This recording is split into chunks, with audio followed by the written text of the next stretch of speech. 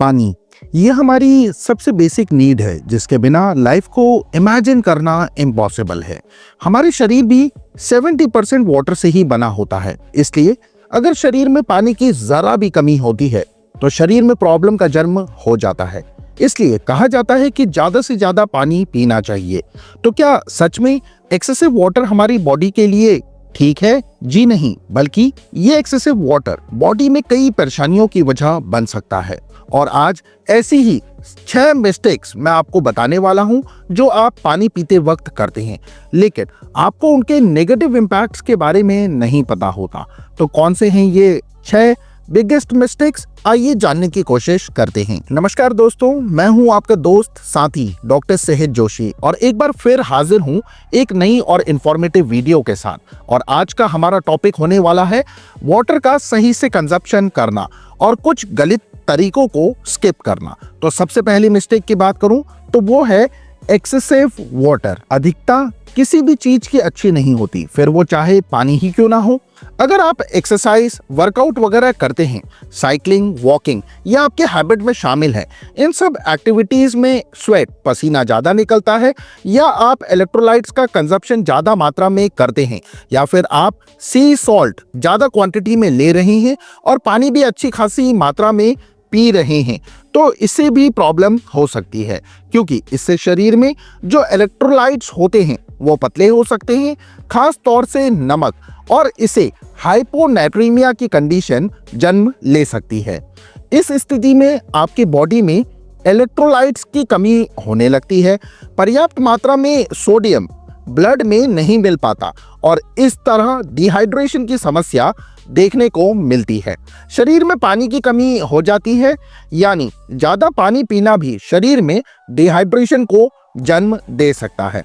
मैं पानी पीने को मना नहीं कर रहा हूं, बस आपको जितनी जरूरत हो उतनी ही मात्रा में पानी पिएं, ये मेरा पॉइंट है। जब आपको प्यास का एहसास हो, आपको पानी पीने की इच्छा हो, तभी पानी पीजिए। अगर आपको स्टोन बनने की प्रॉब्लम है या पथरी की समस्या हो गई है तो इस केस में आप एक दिन में करीब 2 से 2.5 लीटर पानी इंटेक कीजिए, क्योंकि पथरी बनने का एक कारण पानी की कमी भी हो सकती है।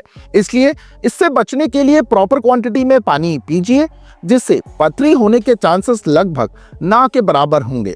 नॉर्मल इंसान को भी दिन में 7 से 8 गिलास पानी पीना चाहिए। आपको जानकर हैरानी होगी, लेकिन ज्यादा मात्रा में पानी पीने से जान भी जा सकती है। जी हाँ, एक्सेसिव वाटर की वजह से होने वाली हाइपोनेट्रीमिया की स्थिति से कई लोगों की जान भी जा चुकी है, इसलिए इस गलती को दोबारा ना करें। Number 2, drinking water too quick. अगली मिस्टेक है पानी का इंटेक करना, लेकिन बहुत जल्दी, यानी पानी को जल्दी जल्दी पीना भी एक बड़ी समस्या का कारण बन सकता है। हालांकि ये बात आपको सुनने में काफी अटपटी और अजीब लग रही होगी, लेकिन ये सच है। जब आप जल्दी जल्दी पानी पीते हैं तो समटाइम्स आपके ब्लड में सोडियम को इस तरल पदार्थ को बैलेंस करने का मौका ही नहीं मिल पाता। सोडियम का काम होता है सेल्स के अंदर और बाहर फ्लूइड को बैलेंस करना। इसलिए जब आप पानी का इंटेक बहुत ज्यादा और जल्दी करते हैं तो सोडियम का काम मुश्किल हो जाता है। ये सही से फ्लूइड को बैलेंस मेंटेन नहीं कर पाता और शरीर में सूजन आना शुरू हो जाती है, क्योंकि सोडियम को इसे बैलेंस करने का टाइम नहीं मिल पाता, जिस वजह से सोडियम बहुत तेजी से सेल्स के अंदर जाना शुरू हो जाता है, जबकि बाहरी सेल्स कमजोर हो जाते हैं।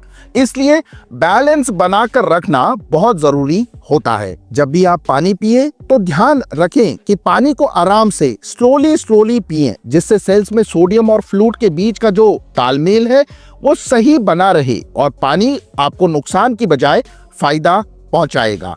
Number 3, drinking the wrong fluids. गलत तरल पदार्थों का सेवन करना तीसरी गलती है। जैसे अगर आप फ्लूइड्स में पानी की जगह कॉफी, शराब या चाय का सेवन करते हैं तो इससे भी हेल्थ खराब हो सकती है। डिहाइड्रेशन की प्रॉब्लम क्रिएट हो सकती है, क्योंकि जो सोडा होता है वो पूरी तरह से बॉडी को डिहाइड्रेट करता है और सॉफ्ट ड्रिंक्स तो सोडे का रिच सोर्स है, इसलिए सॉफ्ट ड्रिंक से दूरी बनाए रखने की सलाह दी जाती है। कुछ लोगों का मानना होता है कि सोडा हाइड्रेटेड रखता है, लेकिन ऐसा नहीं है। अगर आप कॉफी और चाय जैसी चीजें पीते हैं तो ध्यान रहे कि इनका डायूरेटिक इफेक्ट होता है, इसलिए यह आपके शरीर से फ्लूइड्स को बाहर धकेल देता है और जब शरीर से तरल पदार्थ बाहर निकल जाते हैं तो डिहाइड्रेशन की समस्या होने लगती है। इसके अलावा आप डायूरेटिक ड्रग्स ले रहे हैं और अपनी बॉडी से इन सभी फ्लूइड्स को बाहर निकाल रहे हैं तो ये भी आपको डिहाइड्रेटेड कर सकता है।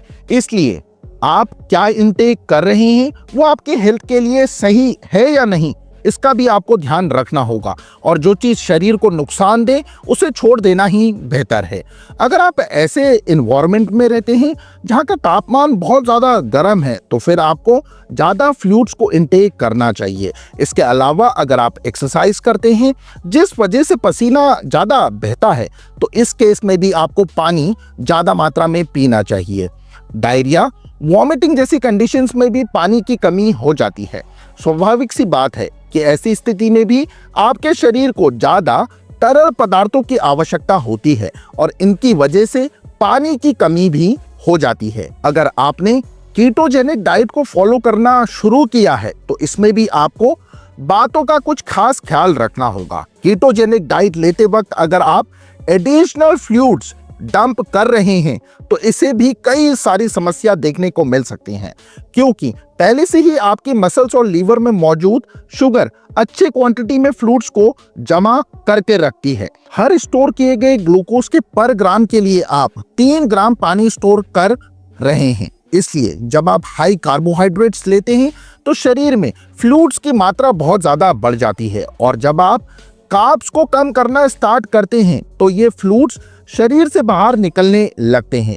यही वजह है कि अगर आप फ्लूइड्स को सही क्वांटिटी में इलेक्ट्रोलाइट्स के साथ कंज्यूम नहीं करते हैं तो आपके डिहाइड्रेटेड होने के चांसेस काफ़ी ज़्यादा बढ़ जाते हैं, खास तौर से जब आप कीटोजेनिक डाइट पर हों तब। साथ ही मैं यहाँ आपको एक और इम्पोर्टेंट थिंग बताना चाहूँगा जो कि है पोटेशियम। अगर आप एक्सेसिव क्वांटिटी में पोटेशियम का सेवन करते हैं, बहुत ज़्यादा पोटेशियम वाले इलेक्ट्रोलाइट्स ड्रिंक पीते हैं लेकिन प्रॉपर मात्रा में सोडियम का इंटेक नहीं करते हैं तो इस कंडीशन में भी आपको पानी की कमी हो सकती है। अगर आप सही से एक्सरसाइज नहीं करते, टेम्परेचर गर्म होने की वजह से आपको पसीना आता रहता है जिससे शरीर में मौजूद पानी का लॉस होता है। साथ ही आपके डाइट में नमक भी शामिल नहीं है। एज्यूम कीजिए कि आप खाने में बिल्कुल भी इस्तेमाल नहीं करते हैं तो ये भी एक बड़ी समस्या है, क्योंकि पोटेशियम जो होता है वो सोडियम के साथ ही बैलेंस होता है। इसलिए सही मात्रा में पोटेशियम के साथ सोडियम का होना भी बहुत ज़रूरी है। Number 4, drinking while eating. अगला पॉइंट है खाने के साथ पानी पीना। जी हाँ, जब आप खाना खाने बैठें तो पानी बीच बीच में ना पिएं, क्योंकि ये पानी हाइड्रोक्लोरिक एसिड की तरह आपके गैस्ट्रिक फ्लूइड को पतला करने में हेल्प करता है। अगर आपको पहले से ही इसकी प्रॉब्लम है, आपके स्टमक में प्रॉपर एसिड नहीं है या फिर जितना एसिड है वो इनफ नहीं है, ये कंडीशन काफ़ी नॉर्मल है। खासतौर से एजेड लोगों को 45 प्लस होने के बाद एसिड बनने की प्रॉब्लम फेस करनी पड़ती है। ऐसे में कई लोग खाना खाने के साथ पानी भी पीना शुरू कर देते हैं जिससे डाइजेस्ट एबिलिटी काफ़ी वीक हो जाती है, यानी खाना पचने में दिक्कत आने लगती है, खास तौर से प्रोटीन में। इसके अलावा आप GERD जैसी समस्या का भी सामना कर रहे हैं। इसलिए मैं आप सभी लोगों को रिकमेंड करूंगा कि आप खाना खाते वक्त पानी ना पिए तो ज़्यादा बेहतर है। या तो आप खाना खाने से आधा घंटा पहले पानी पी लें या फिर खाना खाने के आधे घंटे बाद पिएं। लेकिन ऐसा भी नहीं है कि आपको बीच में बिल्कुल भी पानी नहीं पीना है।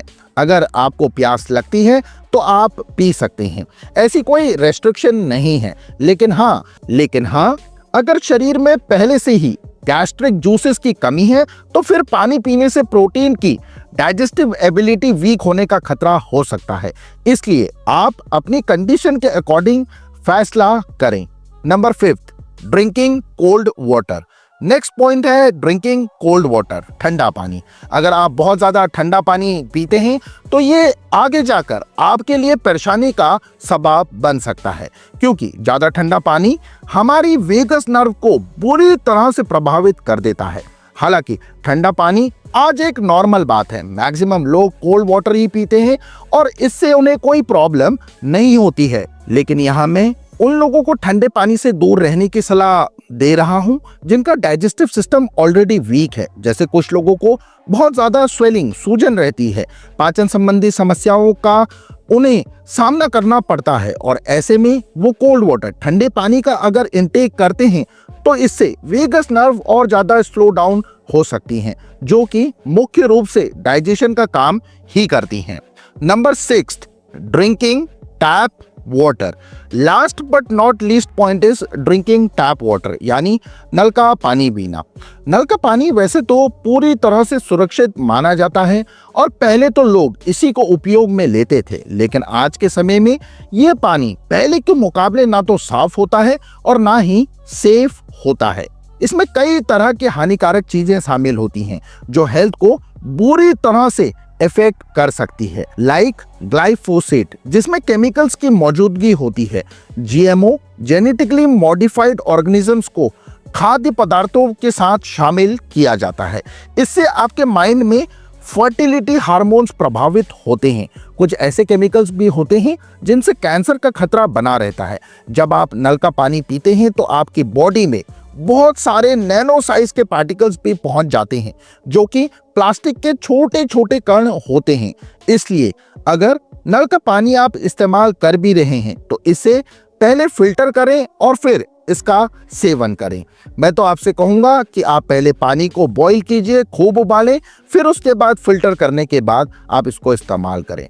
तो यही वो 6 मिस्टेक्स हैं। उम्मीद है इन्हें आप आज से ही अवॉइड करेंगे और अपनी हेल्थ को बेहतर बनाएंगे। अब मुझे इजाजत दीजिए, मैं मिलता हूं आपसे अगली वीडियो में। लेकिन जाने से पहले मेरी वीडियो और मेरी मेहनत को लाइक और ज्यादा से ज्यादा शेयर कर दीजिए। साथ ही चैनल से जुड़े रहने के लिए चैनल को सब्सक्राइब कर बेल आइकन को भी प्रेस कर लीजिए ताकि आपको मेरी वीडियो और आपका प्यार मुझे यूं ही मिलता रहे। इसी के साथ आप सभी लोग अपना बहुत अच्छा ख्याल रखिए।